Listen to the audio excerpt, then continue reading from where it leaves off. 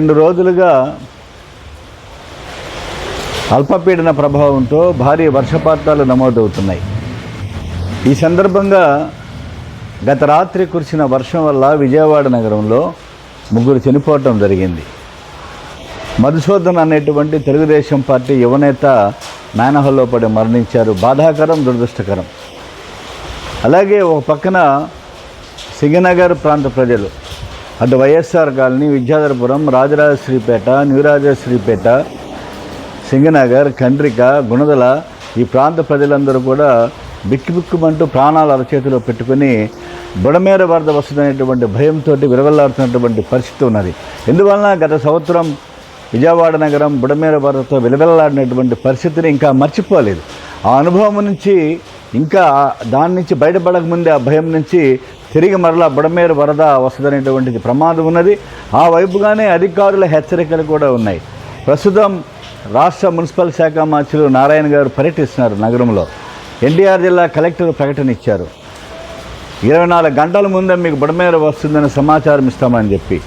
అసలు మేము అడుగుతున్నాం, గత సంవత్సర కాలం నుంచి మేము చెప్తున్నాం సిపిఐగా, ఆపరేషన్ బుడమేరును అమలు చేయండి, బుడమేరు ముంపు నివారణ చర్యలు చేపట్టండి, పూడికలు తీయండి, ఎనిగేబాడ్ అండర్ టన్నల్ ఛానల్ సామర్థ్యాన్ని పెంచండి.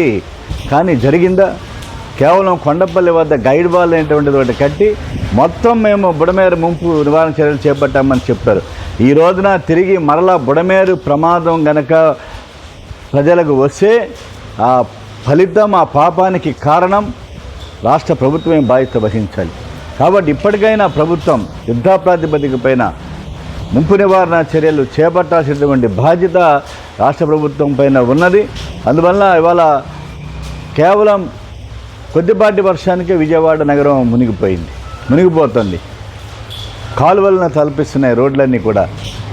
దానికి కారణం ఎవరు? రాష్ట్ర ప్రభుత్వం, విజయవాడ మున్సిపల్ కార్పొరేషన్ దీనికి నైతిక బాధ్యత వహించాలి. Storm water drains ఏమైపోయినాయి? 465 కోట్ల రూపాయలు కేంద్ర ప్రభుత్వ సహకారంతో మంజూరైనటువంటి వర్షపు నీరు పోయేటువంటి డ్రైన్స్ నిర్మాణం పూర్తయిందా? డ్రైన్స్ పూడికలు తీస్తున్నారా? అవుట్ఫాల్ డ్రైన్స్ పూడికలు తీస్తున్నారా? కాబట్టి దాని ఫలితం ఇవాళ విజయవాడ నగరం కేవలం కొద్దిపాటి వర్షానికే కూడా మునిగిపోయేటువంటి పరిస్థితి ఏర్పడుతున్నది. కాబట్టి వర్షాకాలం వస్తున్నది. ఓ పక్కన దేశవ్యాప్తంగా క్లౌడ్ బరస్ట్ జరుగుతున్నది. కాబట్టి ప్రభుత్వం ముందు జాగ్రత్త చర్యలు ఏం తీసుకుంటున్నది? కాబట్టి ఇటు ఆపరేషన్ బుడమేరు అమలు చేయదు, బుడమేరు ముంపు నివారణ చర్యలు చేపట్టదు, తూటికాడ తీయదు. కాబట్టి ఎక్కడ వేసిన గొంగలి అంటే అక్కడే ఉన్నది అనేటువంటిది. అలా వరద ముంపు నివారణ చర్యలు మేము చూపెట్టమని చెప్పేసి చూపించాల్సిన బాధ్యత రాష్ట్ర ప్రభుత్వం ఉందని చెప్పి, ఆ వైపుగా విజయవాడ నగర ప్రజలను రక్షించాల్సినటువంటి బాధ్యత ఎన్టీఆర్ జిల్లాలో రైతాంగాన్ని కాపాడుకోవాల్సిన బాధ్యత ప్రభుత్వం పైన ఉన్నది. కాబట్టి తక్షణమే వరద ముంపు నివారణ చర్యలు చేపట్టాలని చెప్పేసి డిమాండ్ చేస్తున్నాం.